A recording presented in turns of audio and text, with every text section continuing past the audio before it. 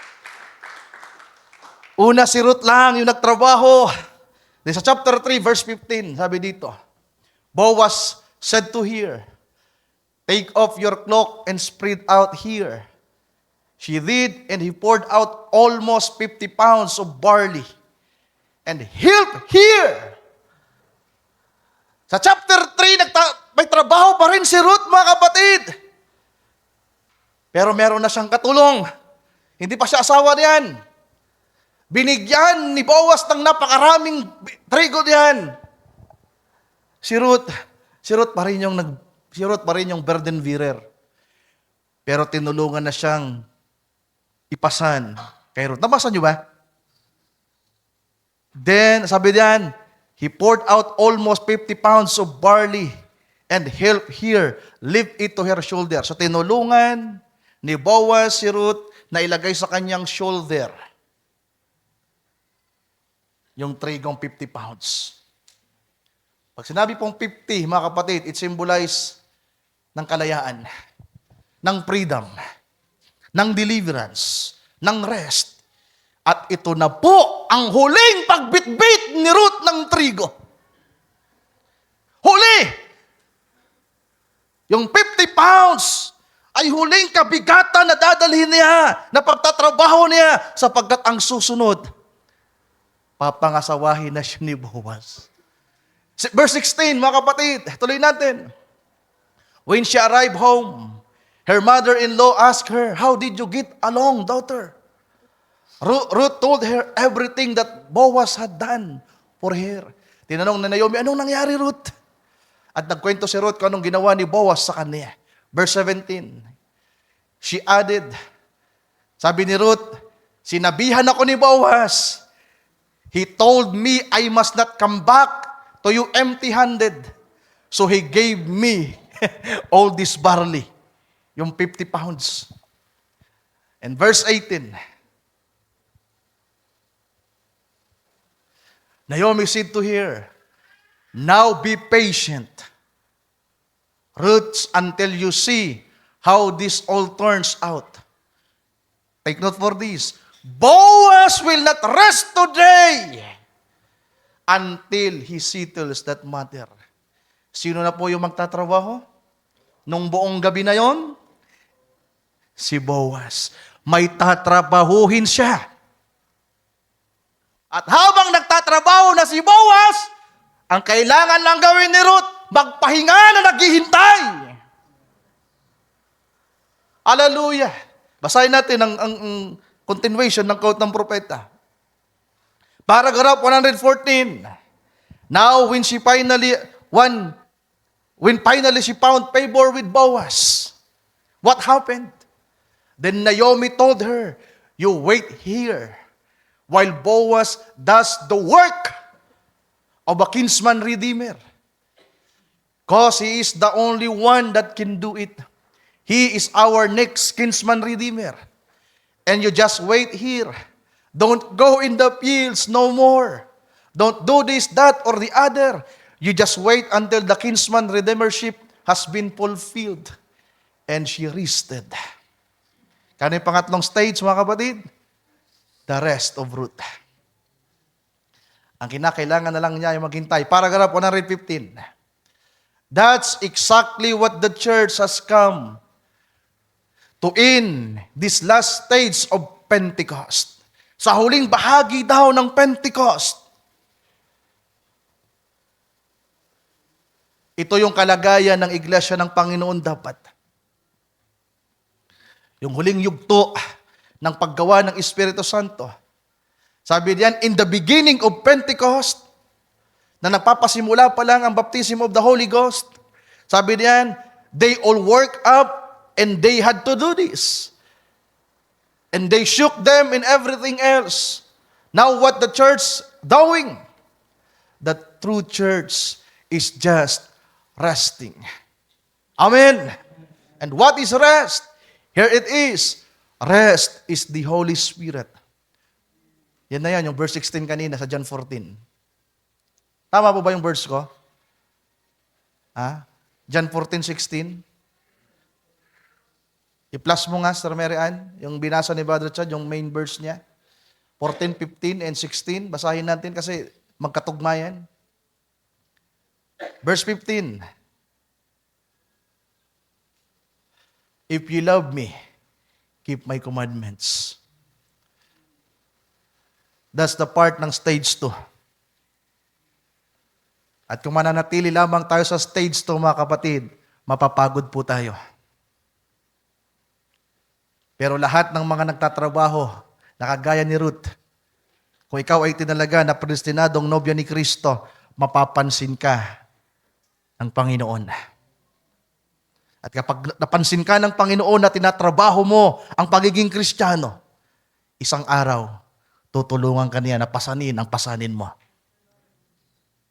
Papahintuin ka na niya sa pagtatrabaho. Amen! Pero huwag kayong aasa na magre-rest kayo na wala kayong ginawa. Sapagkat hindi mo masasabing magpapahinga ka kung hindi ka muna napagod. Kung hindi ka muna nagtrabaho. So, sino ang makarapat dapat sa stage 3? Yung mga nagtrabaho. Amen! Napapagod, nadadapa, pero sinisikap na maging Kristiyano. At sabi doon ng propeta, napansin siya ni Boaz. And verse 16, sabi diyan, ito na, ang Panginoon nang magsisitil. I will pray the Father. Trabaho po ba yan? Trabaho po ba yan, kapatid? Trabaho po ba yan?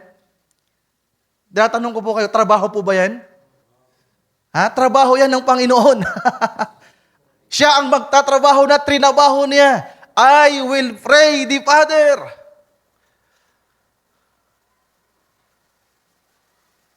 At pagkatapos, ano ibibigay sa atin? Yung pangakong Espiritu Santo. Ang kapahingahan ng ating mga kaluluwa. Ituloy natin yung binabasa natin kanina.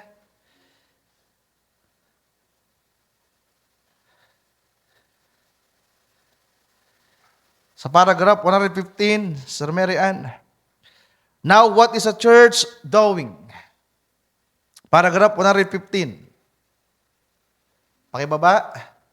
Yeah, sige pa. Now, what the church doing? The true church is just resting. Amen. I hope so.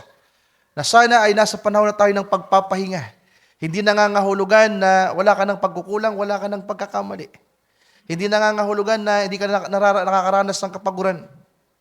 Gaano ba katagal ang dapat na pagpapahinga na gawin ng isang tao para tuluyang mawala yung kanyang kabigatan, yung kanyang kapaguran? Hindi naman nangangahulugan, pag rest mo, rest ka na. Pag rest mo, wala na lahat. It takes time para mag-heal. Tama po ba, mga kapatid? So habang nagre-rest ka, andun pa rin yung mga kahinaan mo, andun pa rin yung mga pagkukulang mo, pero panatag ka na. Sapagkat alam mo, nakatulong mo na ang Panginoon. Tinutulungan ka na niya. Kaya sa mga mananampalataya na taglay ang Espiritu Santo, napakagaan. Ang nagpapagaan ng ating paglilingkod sa kabila ng marami pa rin mga kakulangan ay ang Espiritu ng ating Panginoon. Purihin siya, mga kapatid. Sabi diyan, here it is, rest is the Holy Spirit, the Sabbath day. The Seventh-day Adventist want to tell us, about being the seventh day, Sabbath or something like that. Kaya yung mga Sabadista, Sabado sila, ginawa nilang natural. In Hebrews, the 4th chapter said, we which have entered into His rest have ceased from our works as God did from His. So the Sabbath is the Holy Spirit. Yun ang panalangin ng Panginoon. I will pray the Father that He will send you another comforter. Sabi sa paragraph 116, and when Ruth was resting, it was a type of the church resting in the promises of God. Amen. Nagpapahingalay daw tayo, nagpapahinga tayo sa mga pangako ng Panginoon. Yung mga pagal nating katawan, yung mga kahinaan at mga kabigatan natin, ipinapahinga natin sa pangako ng Diyos. Hallelujah. Sabi diyan, we have the earnest now of our salvation.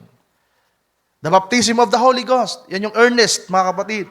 We're not worried whether we're going over there or not. We're going. That's right. God said so. God promised it, and we've got the earnest. Amen. Done been received. Christ has accepted us.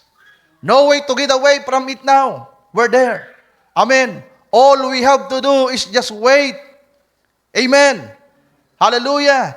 Till He takes, sabi yan, He's now doing the kinsman redeemership. We have the earnest of it right now. Waiting for the time that when He comes back. Pag dumating siya, merong tutunog na pakakak. Pag tumunog ang pakakak, yung katawan natin, yung flesh na pinag-aralan natin nung nakaraan na mahina, na merong sticky nature, babaguhin. Amen. Hallelujah. Part 4 tayo, stage 4 tayo. Para magkasya mga kapatid. So hindi ko na po dadaanan yung kinsman redeemer. Elaborate sana natin. Assignment na lang siguro ng mga teacher natin. Kung maari ay mayroong magtalakay ng i-review natin.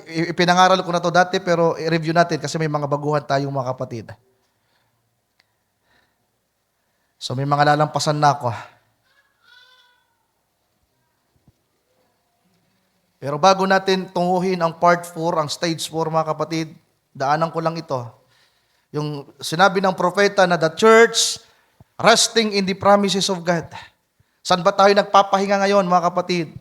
Sa anong mga pangako ng Panginoon? Unang pangako na meron tayo, ang Malakay chapter 4 verse 5 to 6. May pangakong propeta, may pangakong mensahe, may pangakong restoration. Basahin natin. Malakay chapter 4 verse 5 to 6. Sabi dito, behold, I will send you Elijah the prophet before the coming of the great and dreadful day of the Lord. And he shall turn the heart of the fathers to the children, and the heart of the children to their fathers, lest I come and smite the earth with a curse. Salamat sa mensahe. Amen. Salamat sa mensahe. Nung nakaraan, tinalakay natin. Sana po nagpagaan sa inyo kahit papaano, nag-comfort sa inyo kahit papaano, na ang laman ay hindi maboborn again. Na ang laman ay andyan ang kahinaan. Mananatili ang kahinaan at kakulangan ng laman hanggang sa pagbabago ng ating katawan. Kaya ang kahinaan andyan. Hanggang sa araw bago mag-rapture, andyan ang kahinaan mo. Pero sa tulong ng Panginoon, sa tulong ng Kanyang Espiritu, sinusupil natin, pinipigilan natin, pinapatay natin, araw-araw ang gawa ng laman, mga kapatid. At salamat sa mensahe na pinadala ng Diyos sa atin. Hallelujah. Salamat sa bigkis-bigkis na trigo na pinagkaloob sa atin na ngayon ay nagpapahinga tayo. Sino sa atin dito nagpapahinga dahil sa mensahe? Di ba? Napakagaan, mga mahal kong kapatid.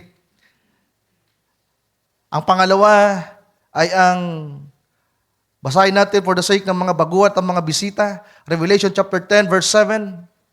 Revealing the mystery, revealing Christ, revealing the church, and revealing the Israel. So ito po yung pagbubukas ng 7 selyo. Sabi sa verse 7, but in the days of the voice of the seventh angel, when he shall begin to sound, the mystery of God shall be finished as he has declared to his servant, the prophets. Ang sabi ng propeta, isa sa gagawin ng mensahero sa huling panahon, ang gagawin ng Revelation 10:7 at Malakay chapter 4 verse 5 to 6 ay buksan ang 7 selyo sa atin. At ipahayag kung ano ang mystery ng 7 thunders. At ano sabi ng propeta? Ang bawat selyo ay naglalaman ng isang kulog. Bawat isang selyo, isang mensahe. At ang bawat kulog ay isang mensahe na nilalaman ng selyo. Nagkakaintindihan ba tayo, mga kapatid? So ang bawat selyo ay naglalaman ng isang mensahe at ang mensahe ay nagre-representa ng kada isang kulog. Yung kaya nagpapahinga tayo sa mga kapahayagan na binigay ng Panginoon sa atin. Ang pagbubukas ng 7 selyo, ipinagpapasalamat natin. Ang kapahayagan ng 7 kapanahunan ng iglesia. We thank the Lord for that.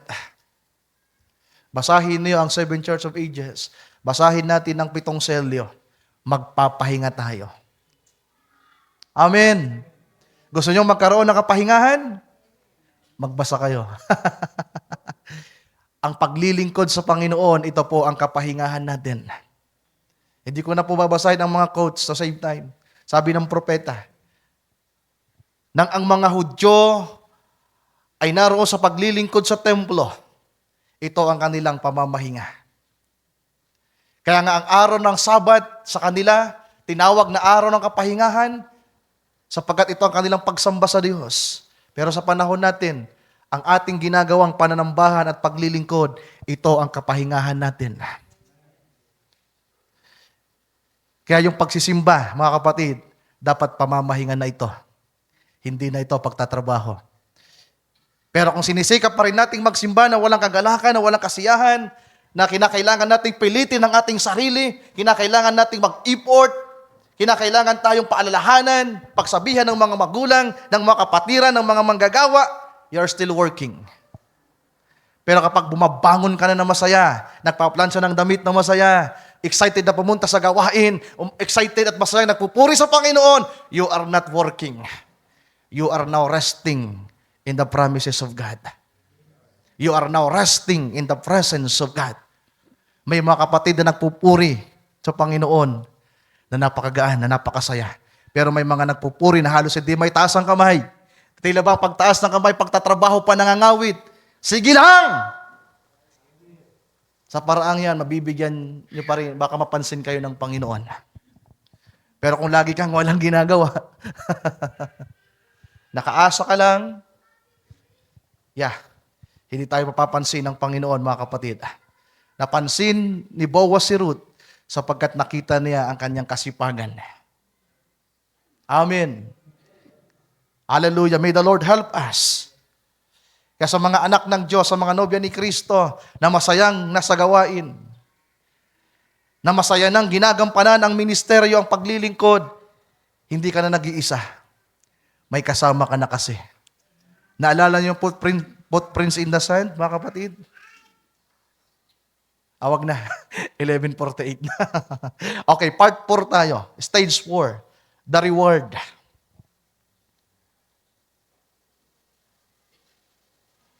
Tingnan ko nga yung oras ko kung sakto. Yung part 4 natin dapat hanggang 11:40. So tapos na. Dapat nasa part 5 na tayo. Ang part 5 natin, 20 minutes pa. So dito sa part 14 minutes lang to. Ruth chapter 2 verse 12, basahin natin. Ang part 4 natin, ang stage 4 ay tinatawag na the reward. Ang gantimpala. So pag resting, wala pa.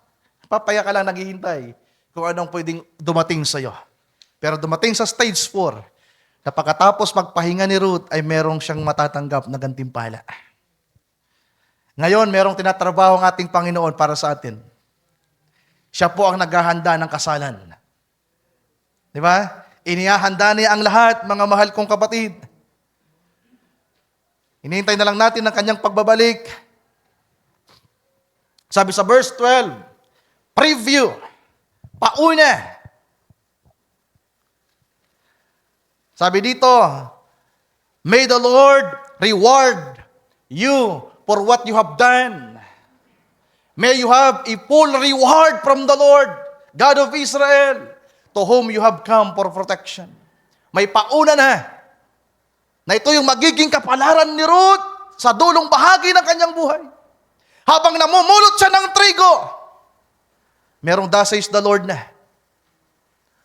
Galing yan kay Boaz. Sabi diyan, pagpapalain ka ng Panginoon sa lahat ng iyong ginawa.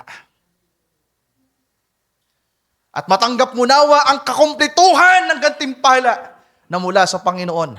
Full redemption. Ano bang hinihintay ni Ruth, mga kapatid, sa chapter 3? While she is resting, ang hinihintay niya ay ang kanyang katubusan. Tama ba? Sapagkat ang ginagawa ni Boaz that time, ang hinahanda niya, ang pinaghahanda niya, ang gagawin niya kinaumagahan, pagkaumaga, ay ang pagiging manunubos niya. Ang kanyang pagiging redeemer. Haharap si Boaz doon sa mga elders, doon sa gates ng Jerusalem. Kakausapin niya ang mga elders. Kinakailangan niya kausapin yung isa pang mas malapit. Si Juan. Kinakailangan nilang magkaroon ng dialogo. Pinangaral ko na ito dati. Nagharap yung dalawa. Kasi sabi ni Boaz kay Ruth, tunay na malapit akong pinsan ni Naomi. Pero merong mas malapit sa akin, si Juan. Si I am, ang Diyos ng Israel, na ang tanging nasa paningin lamang ni Juan ay ang Israel. Naintindihan niyo ba? Merong mas malapit na kamag-anak si Naomi. Ang sabi ng Biblia, hindi pinangalanan, si Juan. Katingnan niyo yung Diyos ng Israel. Walang pangalan. Si I am, si Adonai, si El Shaddai. Pero tingnan niyo yung Diyos na nakikilala natin ngayon. Na siyang Diyos pa rin, na hindi nagbabago noon ngayon magpakilanman, nagpakilala. Hindi Boaz ang kanyang pangalan, pero magkatunog. Ang kanyang pangalan ay Jesus. Di ba? Habang naghihintay si Ruth, kinausap ni Boaz si Juan doon sa harapan ng mga elders para merong witness. Sabi ni Boaz doon sa pinakamalapit na kamag-anak ni Naomi, bumalik si Naomi. At kinakailangang matubos ang lahat ng kanyang pag-aari para makabalik siya sa kanyang dating kalagayan. Sabi ni Juan, sige, tutubusin ko si Israel, ang Israel. Tutubusin ko si Naomi. Kaya bumaba siya para sa Israel. Tama ba? Sa unang pagbabalik ng Panginoon sa first coming, ang kanyang mata, ang kanyang atensyon mula sa lumang tipahan hanggang sa pagpasok ng bagong tipahan para sa Israel. Pero nang sabihin ni Boaz, kung tutubusin mo si Naomi, asawahin mo si Ruth. Isama mo si Ruth. Sabi ni Juan, hindi na yan pwedeng mangyari. Sabi ni Juan, wag kayo mako-confuse mga kapatid ha. Parang father and son ito relationship. Merong father, merong son, pero iisa sila. At dito, ipinangaral ko na dati, dito, ang tawag natin ay brotherhood relationship. Para bang merong shadow na nag-uusap yung Diyos ng lumang tipahan at papasok sa bagong tipahan. Pero isa lang sila, okay, mako-confuse. Ang Biblia ay mystery, mga kapatid. Yung transition. Sabi ni Boaz, kung hindi mo tutubusin si Naomi at isasama si Ruth, ako ang tutubos kay Naomi. Ako ang tutubos kay Ruth at aasawahin ko si Ruth. Ano sabi ng propeta kanina? Ang tipot larawan ni Naomi ay ang Israel. Ang tipot larawan ni Ruth ay ang Gentile bride. At ang tipot larawan ni Boaz ay si Jesus Christ. Kaya nang dumating ang ating Panginoon, mga mahal kong kapatid, di ba? Hindi ang Diyos Ama ang ipinakilala ng Biblia na tumubos, kundi ang anak. Ang tumubos ay ang ating Panginoong Yesus sa kalagayang laman. Tinubos ang Israel. Pero ang pinakamahalagang parte dito, mga kapatid, hallelujah, inasawa ni Boaz si Ruth. Ituloy natin yung pagbasa, Ruth chapter 4, verse 10. Ito na yung nasa chapter 4, yung reward, mga kapatid. Basahin nyo na lang po ang buong chapter 4. Sa Tagalog, mababasa nyo yan, si Juan. Alam nyo po ba kung ano yung ibig sabihin ng pangalang Ruth? Ang kahulugan ng Ruth, mga kapatid, ay friends. Kaibigan. Kaya yung pinawit kanina ni Brother Dante, what a friend we have in Jesus. So, ang unang naging relationship ni Ruth at ni Boaz, magkaibigan. At naging magkaibigan. At ganyan din tayo kinilala ng ating Panginoong Jesucristo. Tayo ay kanyang tinawag na mga kaibigan.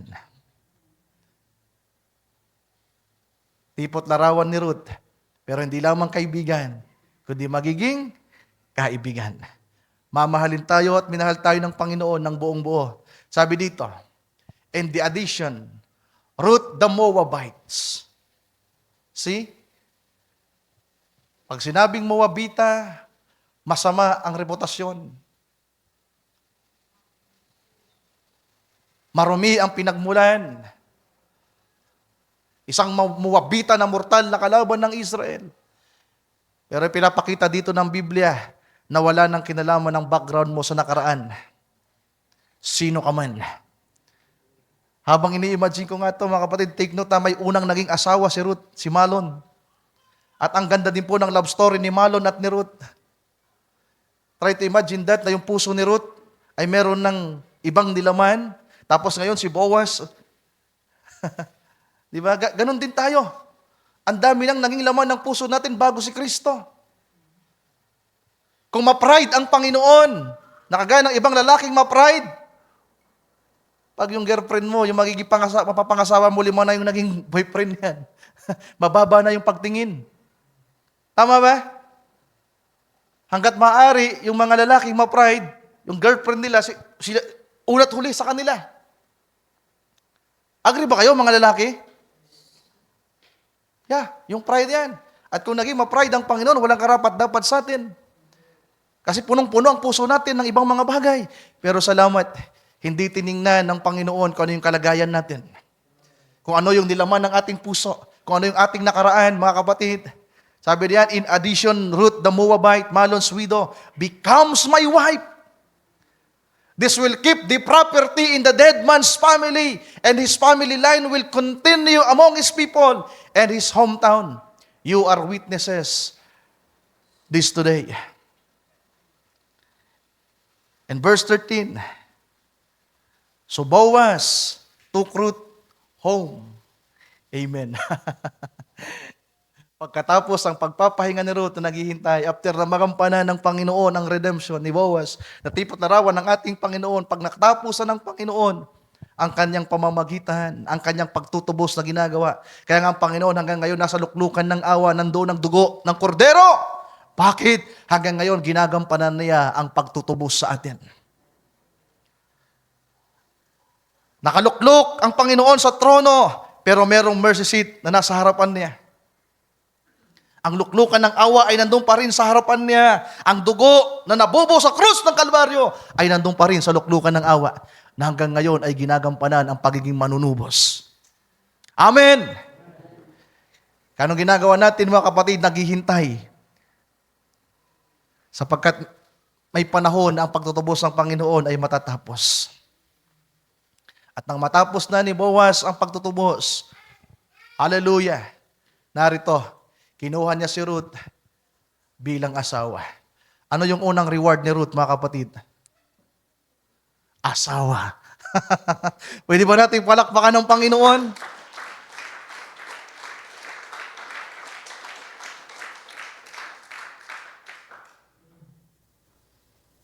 Sabi sa Bible, ang asawa ay reward. It is a gift. Reward in gift, mga kapatid, vice versa. At kung babasahin niyo po ang inyong Biblia sa chapter 3, nung magpasimula yung conversation ni Ruth at Boaz para sa gagawing redemption, alam niyo ba na ang nag-propose ay si Ruth, mga kapatid? Sa kwento ko kanina, yung nag-propose nung una ay si Ruth pa rin. Sabi ni Ruth, kay Malon, huwag kang mamamatay, papakasalan pa kita. Magiging asawa mo pa ako. At nung maalimpungatan si Boaz nang sundin ni Ruth, si Naomi na nag-utos, sabi doon, Naomi, ay Ruth, ganito ang gawin mo. Siya yung malapit nating kamag-anak, naming kamag-anak, at gagampanan niya ang pagtutubos, pero kinakailangan mo itong gawin mamayang gabi.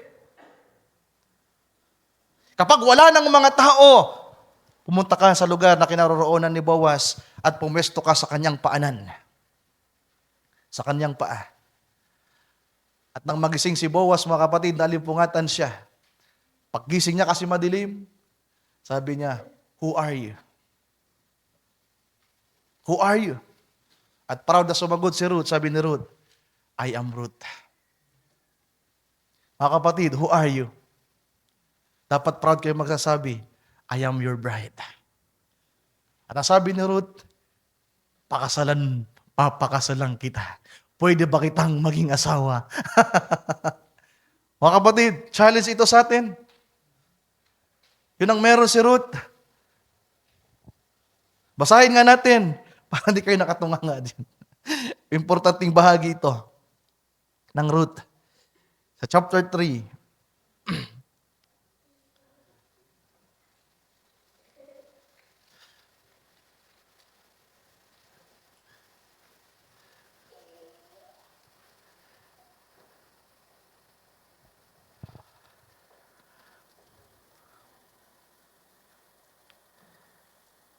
hindi ko na po kasi isama to verse 9 na lang tayo. Sa GNB, Sir Marian.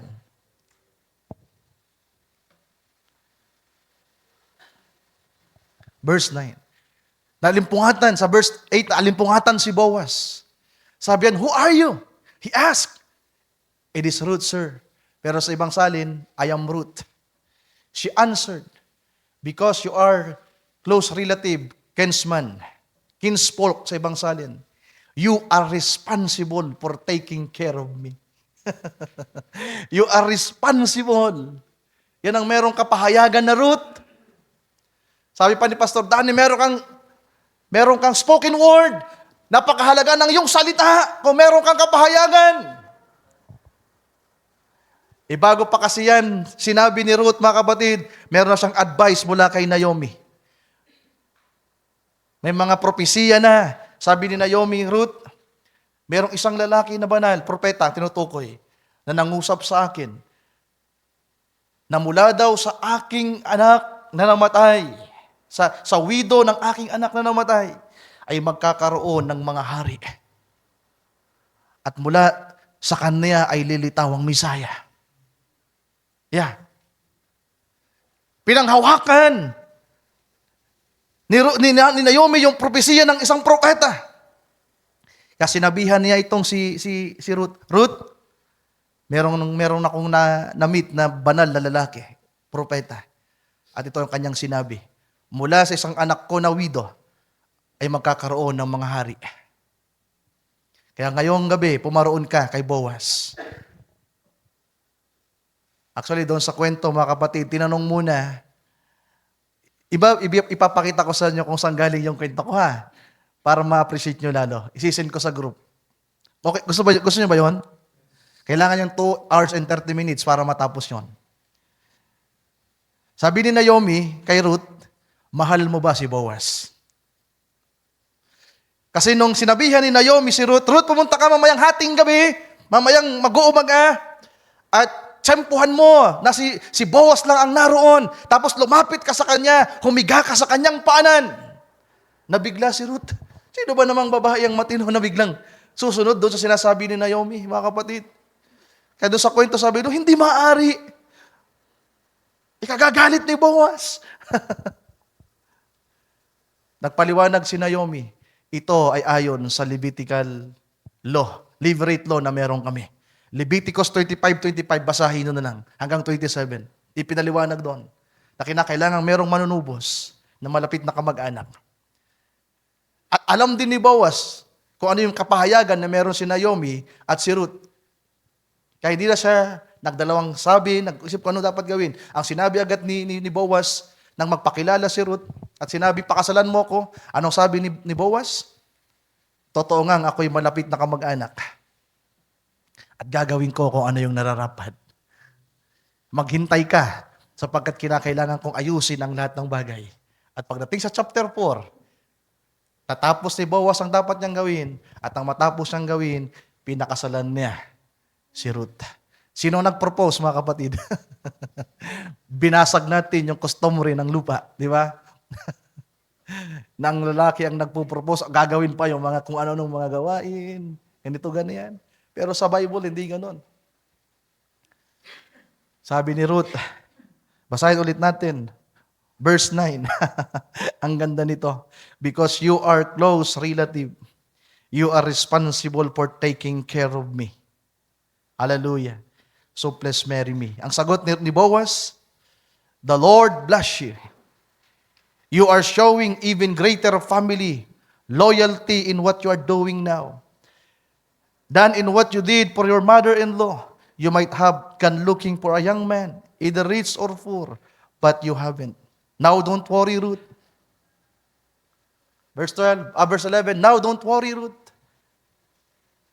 I will do everything you ask. As everyone town knows, you are a fine woman. Fine woman ba talaga si Ruth? Kapag ang titingnan, ang background niya bilang Moabita, hindi.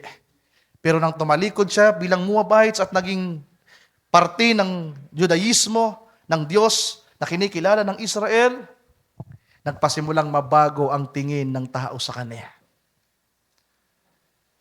Isang Ruth na naborn again, na mayroong bagong identity.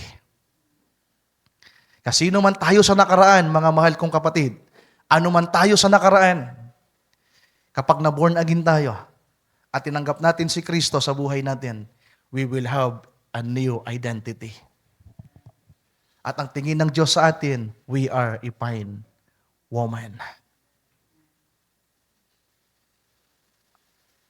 Di ba kayo natutuwa? We are a fine woman, bride of Christ. At ang kailangan lang natin ay maghintay. So ang unang reward niya, balikan natin ang chapter 4. Ang unang reward niya ay asawa. Praise God. At ang pangalawa, mga kapatid, kung ano meron si Boaz, ay naging pag-aari ni Ruth. Yung dating mahirap na babae, na ipinagbili ng tatay sa kahirapan. Lumaki sa templo, na tinuruang maniwala sa Diyos-Diyosan para pagpalain. Meron pong nire-recite si Ruth gabi-gabi na itinuro ng mga pari ng templo ni Chemus. Ang nire-recite ni Ruth gabi-gabi bago matulog. O God, Chemus, ganito, nagpapala sa lahat. Pagpalain mo ang Moabites, pagpalain mo ang hari, pagpalain mo kami.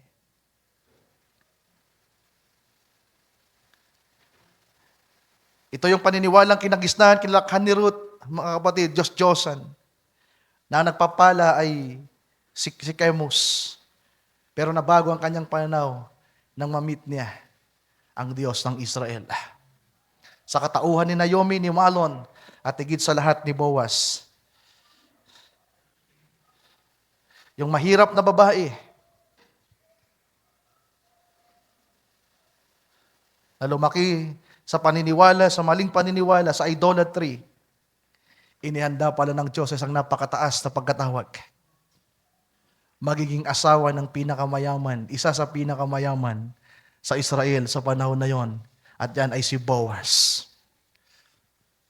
Kaya mga kapatid, gaano man tayo kahirap, gaano man kagulo yung background ng buhay natin dati, kapag natawid natin ang Jordan, pag natawid natin at naranasan ang bautismo ng Espiritu Santo, maranasan ang pagtungtong sa bagong lupain, new land, new identity. Pero subukan nyo namang lumabas. Kagaya ni Elimelech, na dating mayaman sa Israel, na naging madamot at dinala ang lahat. Nung magkaroon ng taggutom sa Israel, pumunta sa Moabita, iniwanan ng kanyang mga kapatid. Naghirap sa Moabites. New land din, new identity. Mula sa isang Hudyo na pinayaman ng Diyos sa lupain ng pangako, nang lumabas, nang subukin, at pumunta sa bansa na sumasamba sa mga Diyos-Diyosan. Naghirap, naubos ang lahat. Pero si Ruth, mga kapatid, nang tumungtong sa pangakong lupain, gaano man kahirap ang kanyang pinagdaanan, gaano man kahirap yung kanyang sitwasyon dati, pinagpala siya ng Diyos at pinayaman. Amen. Hallelujah. So ang pangalawang reward na kanyang natanggap, sabi dito, verse 13. So Boaz took Ruth home as his wife, that's the first reward, and the Lord blessed her. Material things. Di ba? Pinagpala ng Panginoong Diyos si Ruth sapagkat kung ano ang pag-aari ni Boaz, pag-aari na rin niya. Lahat ng meron si Naomi na ibalik, na restore, na redeem. At lahat ng naroon kay Naomi, alam niyo ba kung saan mapupunta? Kay Ruth, mga kapatid, sapagkat siya'y anak Di ba? Anak ni Naomi si Malon na tagapagmana at siya ang survivor. At si Naomi ay matanda na, nasa katandaan na. Lahat ng tinubos, lahat ng pangako na para sa Israel, para kay Naomi, napunta kay Ruth. At yan ang sinabi ni Pablo, yung mga pangako, yung tipan na para sa Israel, napunta sa atin. Yung dating hiwalay sa Diyos ay inilapit sa Kanya. Yung dating hindi niya bayan ay naging bayan. Yung dating hindi niya kilala ay nakilala niya. Yung dating hindi niya iniibig ay inibig niya. Ang pangalawang reward ay pagpapala. At ang pangatlo ay anak. At anong representa ng anak, mga mahal kong kapatid? Buhay. So hindi ko na mabibigyang diin pa yung ilang bahagi na napakahalaga. Pero basahin ko na lang. Verse 14, ang pangatlong reward ni Ruth ay ang kanyang anak. Representation ng kanyang buhay, ng manifestation ng buhay na meron siya. Sa pag-iibigan nila ng kanyang asawang si Boaz, merong nalantad na buhay.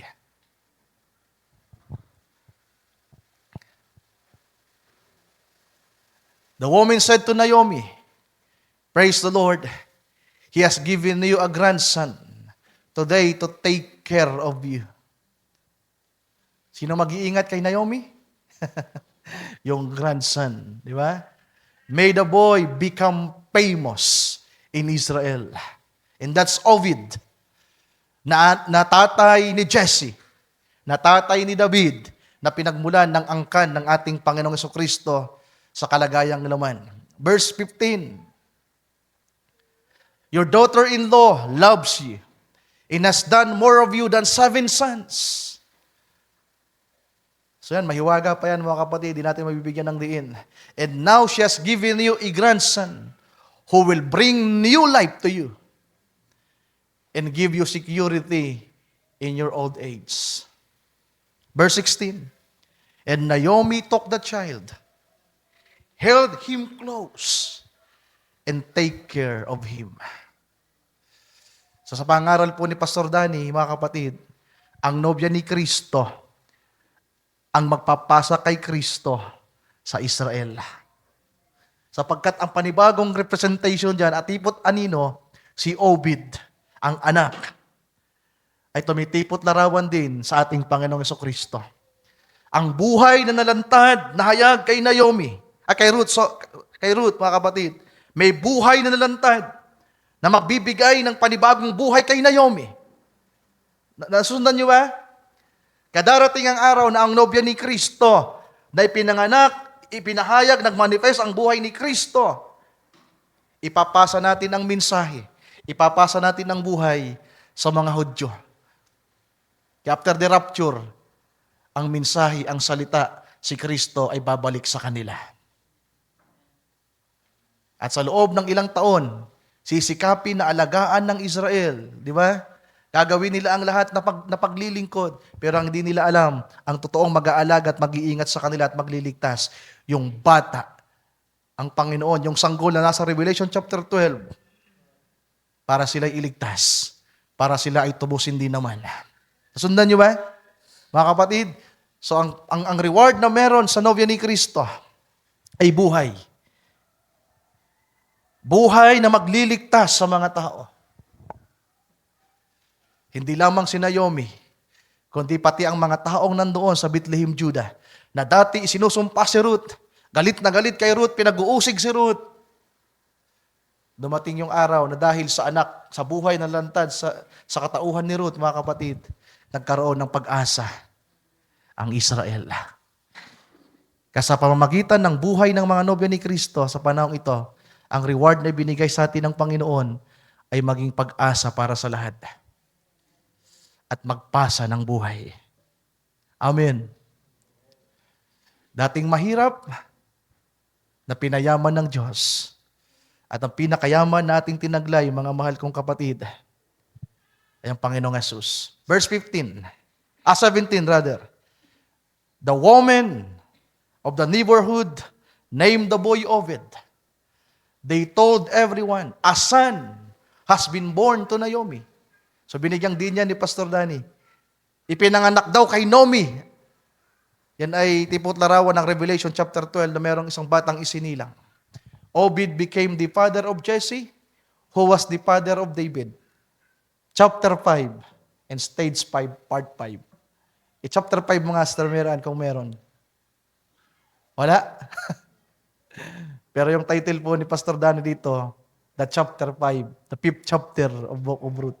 Pero saan ba magtatapos ang Ruth chapter 4, verse 18? Kung meron kayong e-sword, makikita niyo ang nakalagay dyan sa huling bahagi, the genealogy of David. Ang verse 18 ay nagsasabi, this is the family line from Perez to David. Perez, Hezron, Aram, Aminadab, Nashon, Salmon, Boaz, Obed, Jesse, David. Yan po ang aklat na hindi po nagtapos. Itunulay po yan sa Matthew chapter 1.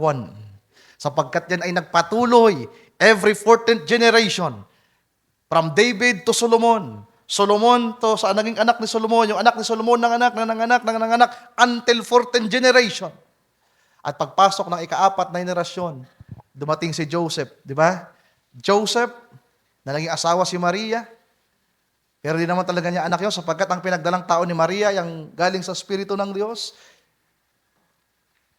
kinilala lamang na ama si Jose sa laman, at si Maria sa laman bilang nanay ng ating Panginoon, pero alam naman natin na ang Panginoon ay ang pangakong anak. Kaya from Joseph to Jesus Christ. And from Jesus Christ to the bride of Christ. Kaya ang part 5, bahala na kayong magdagdag ng part 5 niyo. Ang part 5 kasi ni Pastor Danny, the bride of Christ. Tayo ang continuity ni Ruth. Tayo, hallelujah, kung si Ruth ay naging masaya, mga kapatid, ano bang sumunod? Ano ang inaasahan niyo sa pagtatapos ng chapter 4? Nagpatuloy ang buhay, di ba? Nagpatuloy ang buhay, yung lineage. Pero sa pagpapatuloy ng lineage na yan from Joseph to Jesus, Jesus to the bride of Christ, ang tungo niyan, pabalik yan sa eternity, mga kapatid. Kaya ang meron sa nobya ni Kristo, ang hinihintay natin ngayon, ay ang ikalawang pagbabalik ng Panginoon. Huling quote na babasahin ko, hindi tayo magtatapos, mga kapatid. Last quote, Sir Mary Ann. Paragraph 193 sa Kinsman Redeemer.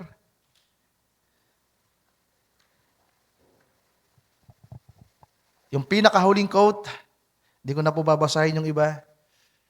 The last quote, sabi diyan, now, what did they do? They got married, and through that come this great thing. Then Ruth was rewarded by getting Christ, or getting Boaz for her husband. Which the church is rewarded.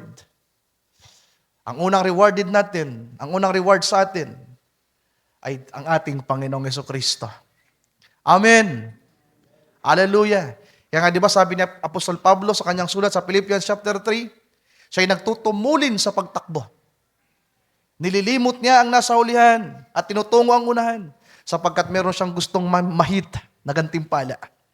At ang gantimpala sa unahan na kanyang tinitingnan ay walang iba, si Jesucristo na kanyang Panginoon. Kaya ang gantimpala natin, mga mahal kong kapatid, walang iba, ang ating Panginoong Jesucristo. Sabi ng propeta, the church is rewarded. Like Ruth na naging reward si Boaz. Pero meron pa. By when the coming of the Lord shall come, on the bright and cloudless morning, we're resting. Magpapahinga tayo ngayon. Waiting now. It shall come. Now why? It is redeemed. Naghihintay tayo, mga kapatid, ng kompletong katubusan ng ating Panginoon.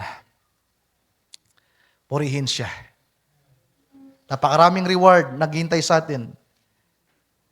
Pero sapat na ang ating Panginoong Yesus na reward natin. Atin siyang palakpakan sa oras na ito. Tayong lahat ay magsutayo. So hindi ko po na-hit yung oras ko. Dapat yung part 5 ko hanggang 12:10 lang.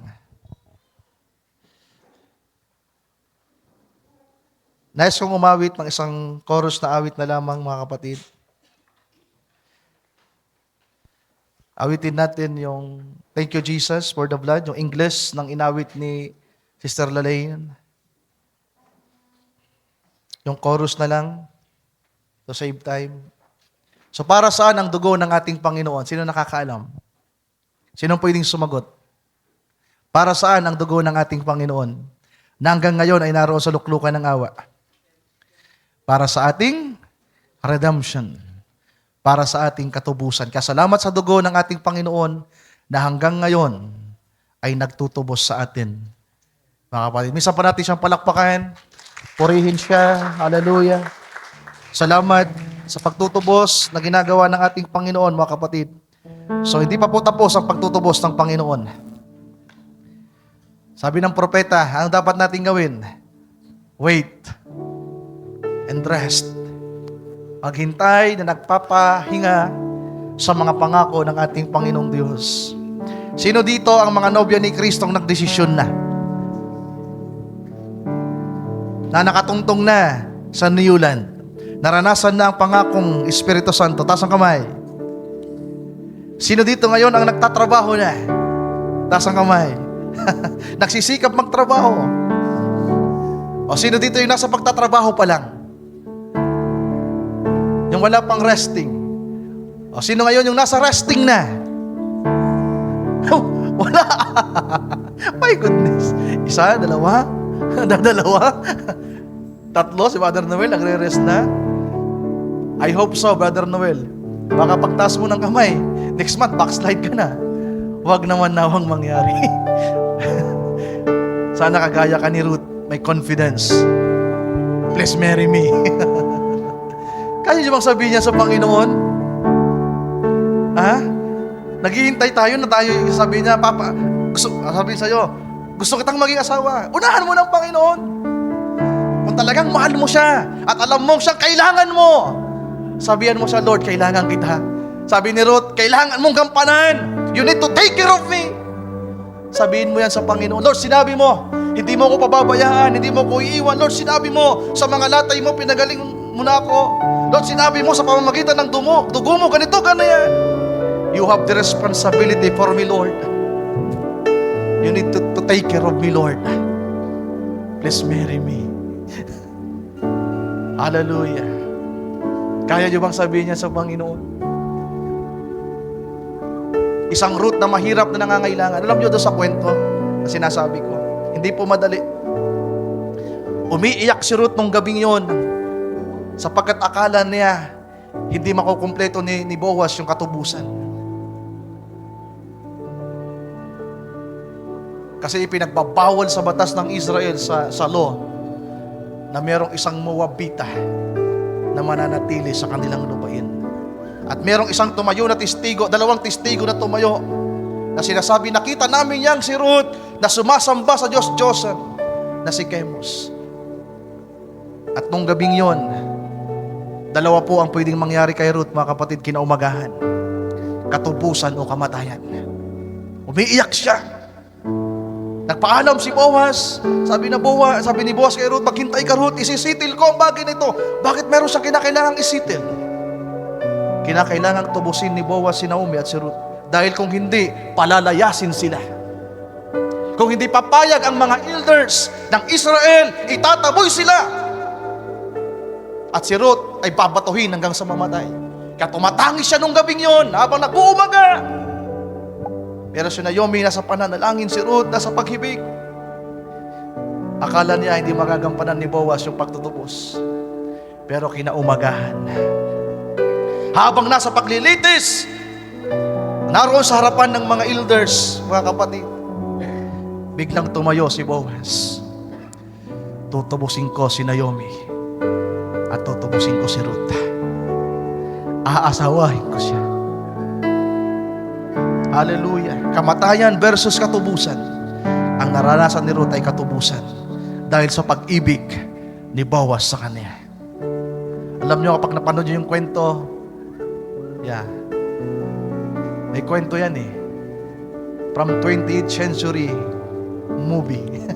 Isinadula nila ang buhay ni Ruth. May mga ilang doon na tila ba hindi angkop sa Bible lang, lalo yung kinsman redeemer. Pero the rest of the story is from the history. At ang ganda. Kamatayan o katubusan. Habang naghihintay mag-uumaga, ang pwedeng maranasan ni Ruth ay kamatayan. Pero salamat sa Diyos, tumayo si Boaz. Hallelujah. Salamat sa ating Panginoon, mga kapatid, na hindi natakot na mahalin tayo. Na hindi natakot na tuyain ng mga tao. Humarap ang Panginoon sa krus ng Kalbaryo dahil sa pagmamahal niya sa atin. Humarap siya sa mga elders ng Israel para sabihin, tutubusin ko ang Israel at tutubusin ko ang aking mapapangasawa. Pwede ba natin palakpakan ang ating Panginoon? Hallelujah! Hindi alintana sa Panginoon ang kahihiyan na kanyang sasapitin para pangasawain ng isang hintil na muwabitang sumasamba sa Diyos-Diyosan na isang babaeng mahirap at marumi. Ang tingin ni Boaz kay kay Ruth, a fine woman. Brothers and sisters, kung tayo ay parte ng nobya ni Kristo, gaano man kahirap, kadumi ang nakaraan natin, gaano man tayo kasama, ang tingin ng Panginoon sa atin, we are a fine woman. Fine sons and daughters of God. Pasalamatan natin siya, mga kapatid. Yung chorus na lang, then we will pray. Hallelujah. Help me back up.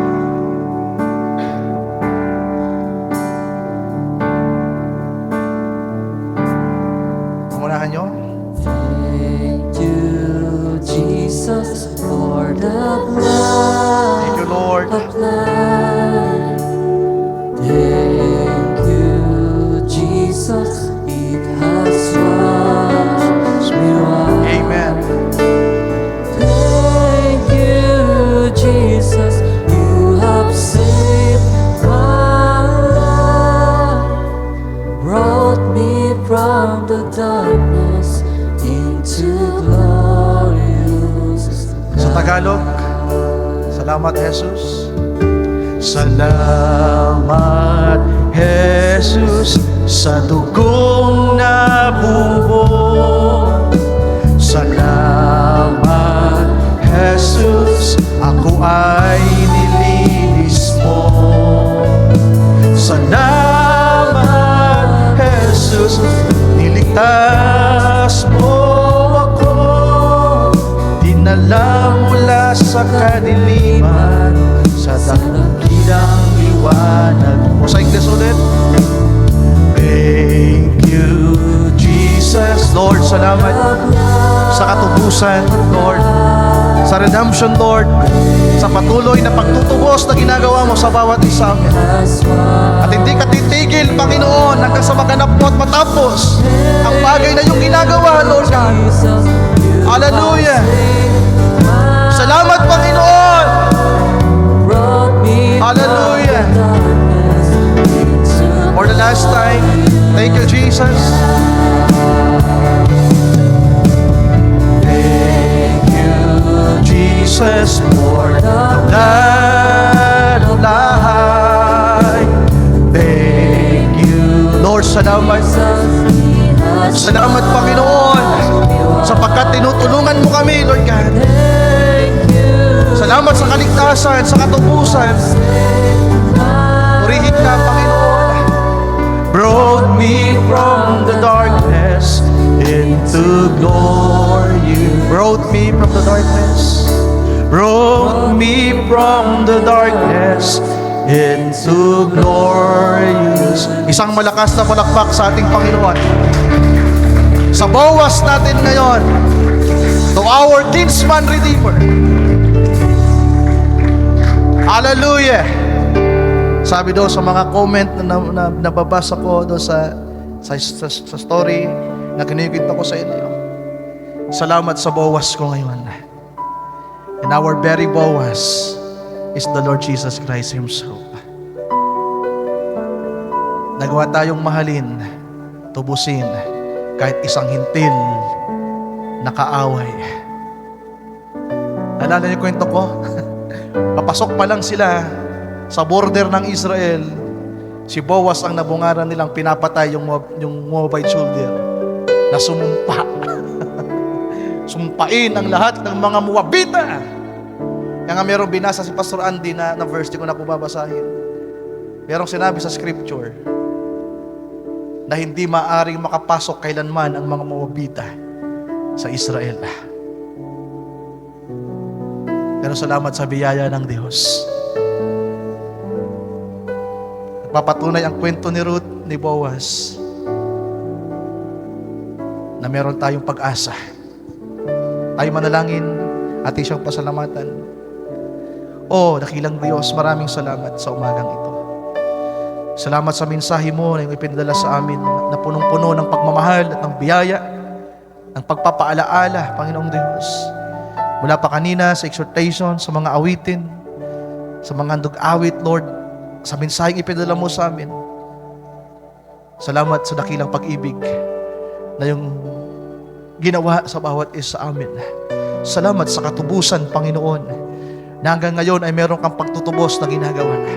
Sabi ng propeta, mananatili ka sa luklukan ng awa hanggang sa matawag ang kahuli-hulihang predestinadong binhi na kukompleto sa iyong nobya. Lord, salamat ngayong umaga, ngayong araw, nakita namin na yung pagtatrabaho namin ay hindi sapat para makaabot kami sa stage 3, stage 4, stage 5, Lord.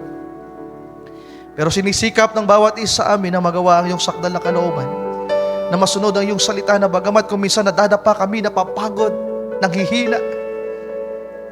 Pero salamat, nakita mo ang aming effort, Lord. Nakita mo ang lahat sa buhay namin. Ang hirap, mga pasanin, kabigatan. Sinikap namin at patuloy na sinisikap na magawa ang iyong kalooban. Mula ng unang araw na makilala ka namin at matanggap namin ang iyong salita. Hindi po madali. Hindi madali ang mamalagi sa pangako. Sapagkat una ang makikita sa amin ay aming dating pagkatao. Kung ano kami, kung sino kami, kung ano kami sa nakaraan. Pero salamat, sapagkat sa pangako ay mayroong pangakong bagong buhay na hindi makikita kung ano kami sa nakaraan. Kundi ang nakikita mo sa amin ay pawang kabutihan at pag-asa. At hindi ka titigil, Panginoon, hanggang sa hindi mo magawa ang nais mong maabot ng bawat isa sa amin.